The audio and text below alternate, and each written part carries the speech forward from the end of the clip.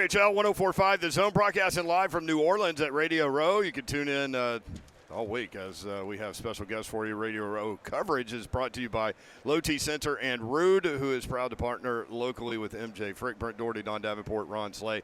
We're going to talk some numbers with you. Aaron Shatz joins us now, regarded as the founder of Football Analytics. We'll get into that. It's an interesting story. And Chief Analytics Officer at FTN Fantasy. Aaron, welcome. How are you? Hey, I'm good. I'm really enjoying New Orleans. As far as I am concerned, they can have the Super Bowl here every time. It's not a bad idea, although the hours of sleep might not be great. Yeah. No, but the food and the music are well worth it. That is definitely true. So let's start big picture at FTN Fantasy. What do you guys do? Because I was looking at the site. You guys break down the game in a very different way than most people might imagine might consume. We do so much. FTN Fantasy covers a lot of sports, not just the NFL, and we do a lot with fantasy, betting, and daily fantasy optimization for helping for your daily fantasy teams. Now, I'm more of a straight analytics guy. I used to run a site called Football Outsiders before I worked for FTN Fantasy, so my stuff's more about who wins and loses, but obviously there's major implications for things like betting and fantasy from just looking at the players. And I do a lot of breakdown of specific players and trends with the advanced stats that are broken down play by play. It's all the nerdy stuff. Yep. I love it. I am chief of the NFL nerds. No question. So it's interesting. We were talking before you hopped on. Analytics been around a long time in baseball, right? Yeah. And well documented, Moneyball, all that stuff. But there wasn't that space in the football world. How did you go about getting into the NFL side of analytics and bringing that to us? Yeah, this is back in 2002, and I loved baseball analytics and read Bill James growing up, and I loved the NFL, and nobody was doing analytics for the NFL, and I had some questions that I wanted answered about, the NFL in 2002, and I said, I'm just going to go count this stuff out of box scores. It's the same way Bill James got started in baseball, and so I did, and then I had a database of every play in the season from 2002. So I was like, well, let's create some stuff off of this. And I got some ideas from a book called The Hidden Game of Football. We launched the website. The old website got launched in July of 2003. And by March of 2004, this was my full-time job. And I've been doing it for 20 years. How about that? Find out what you love and then create your own space. I'm very lucky that I get to talk about football for a living, and I'm great fun at parties because what everybody else wants to talk about for fun is what I do for a job. Yeah, that is funny. So when you go on the site, I noticed your preview. It offers a DVOA preview. Can you explain DVOA? That is my main metric, and the idea is that you give every play a success rating that's based on the down and distance, right? Because a 10-yard gain on a 2nd and 1, that's a great play. 10-yard gain on a 3rd and 15, that's a failure. So you can't just add all the yards together. Then we compare every play to a baseline that's adjusted for situation and opponent. Everything better than 0 is good offense. Everything below 0 means good defense. So can you do player-specific things? Yes. Now, absolutely. Now, the problem, obviously, with player-specific stuff is that no player lives on an island in the NFL, right? You're always affected by the scheme that you play in and who your teammates are. But I do have DVOA for receivers, running backs, quarterbacks, and I also now have a coverage DVOA that I use mostly for cornerbacks, although you can also look at safeties and linebackers with them. What does DVOA stand for? Defense adjusted value over average. There you go. So we were talking about the Titans I feel like they were a little later to the party when it came to analytics, but they've really dove in. They've hired specific people strictly for that. Chad Brinker is very much into the analytics side of the game.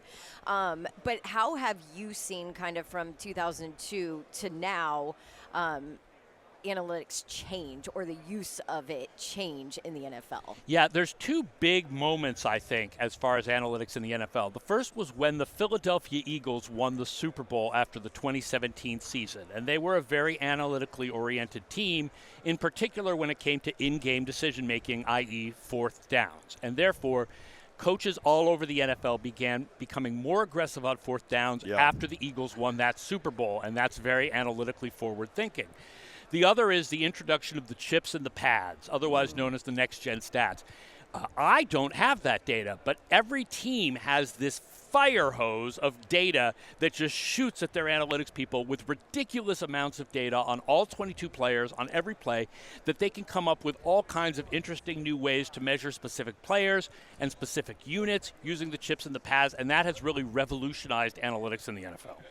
So the chips and the pads, you talk about and we're kind of diving deep in here, but you talk about the information that you get from that. Like, give us examples, for maybe an offensive lineman. What kind of data are you reading there? Oh, well, for example, ESPN has something that they've created in conjunction with the Next Gen Stats people called pass block win rate, which is how often do you hold your block for at least 2.5 seconds on every play. They can measure how close the pass rusher gets to the offensive lineman and how long the offensive lineman holds their block, and therefore they can use that to measure not just individual offensive linemen, but total, offensive lines as a whole, including the blocking tight ends and the blocking running backs and so forth. God, so cool. Yeah. Does it always match up as far as performance goes with the analytics of it? Not always. There are teams. I mean, for one thing, I think one thing we've learned doing analytics over the last 20 years is that offensive lines have more to do with running success than you would think, and less to do with passing success. Quarterbacks often take their own sacks. But then even then there are differentiators. Like I was talking to a guy from Denver yesterday. Denver was number 1 in run block win rate, but 24th in my DVOA ratings for running because their running backs were just not getting into the holes. But the blockers were doing a great job. You can't blame the blockers, right? Yeah. Okay, so do you have any Titans nuggets on analytically on anything? I mean, the offensive line is an issue. Yeah. The quarterback is an issue. The team has a lot of issues. That's what happens when you get the first pick. Special teams were a big issue this year. It was one of the worst special teams units that I've ever measured, which itself is sort of interesting because Stonehouse was so good as a rookie. Yeah. But the coverage is punt coverage is. I don't blame him. The punt coverage was really bad. So, I mean, obviously it's a really hard decision what to do with the first pick because the sort of sense from analytics is when you have a shot at a quarterback, you need to take a quarterback. And listen, Levis, I think after a couple years we've learned that he's not the guy. I'm sorry, he's charismatic and you want to believe, and the arm has a lot of strength, but he's just not. The efficiency is just not there. When you have the number 1 pick and there's a quarterback, you've got to you even have to reach for the quarterback. Like, I realize that people don't think of Ward and Sanders as good as the quarterbacks that were taken last year. Right. But that position, as far as positional importance, is so important that you've got to take that chance. The only reason that you might debate that would be, what can Travis Hunter do? Is Travis Hunter more than one player? Because then Travis Hunter might be as valuable as a quarterback, and that's an interesting question.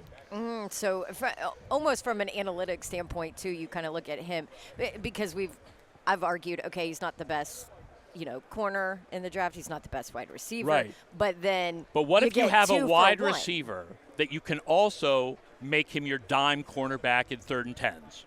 Right. And he's good at that. Does that give him more value? What's the value of that? It's an interesting question that I'm sure the Titans analytics department is working on very heavily. So how do you look? Does it change if you flip that and make him a corner with packages at wide receiver? I think, interestingly, I think it changes for him because wide receivers are frankly paid more than cornerbacks. Right. And if I was Travis Hunter and a team gave me the choice, I would rather play wide receiver for my own financial gain. Right. That's why I keep trying to figure out what he wants to do, and that's always my argument. Yeah. I mean, it's life. Follow the money, right? Yeah. That gives you the answers. Well, really interesting stuff, Aaron. Really appreciate you hopping on, Chief Analytics Officer at FTN Fantasy. Check those guys out. I do want to know real quick, who tests off the charts for you when it comes to analytics? Has there been a team where you've been like, golly, this year's Ravens – The last 2 years, the Ravens in the regular season have come out as one of the best teams I've ever measured. Wow. It's kind of crazy. Historically, the most clear example of a team that's going to be a championship team is that they play other good teams and they destroy them. And that's what the Ravens have done in the regular season. for 2 straight years is that they have played other good teams. I mean, they beat Houston 31-2. I realize Houston was not the best team, but that was a good team. Yeah. They beat Buffalo 35-10 in the regular season. That's not a close win. That is a domination. Yep. So the fact that the Ravens have not even made it to the Super Bowl in the last 2 years is a little nuts. FTNFantasy.com. Aaron Shatz, our guest. Thank you, Aaron. Great stuff, man. Really interesting. Thank you a lot. By the way, use code EARLY15 to get a subscription discount at FTN Fantasy through the Super Bowl. FTNFantasy.com, early 15. There you go. Thank you, Aaron. 3HL, Thanks, Aaron. more next, 104.5 The Zone.